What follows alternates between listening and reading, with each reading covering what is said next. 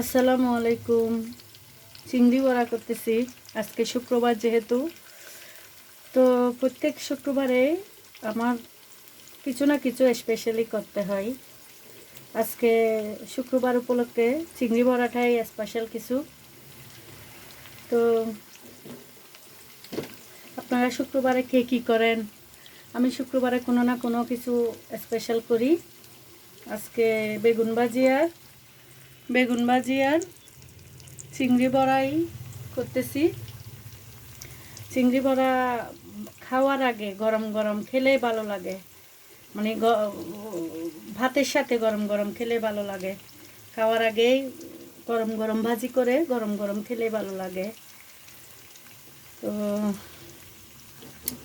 শুক্রবার মানেই special day, শুক্রবার মানেই খুশির দিন।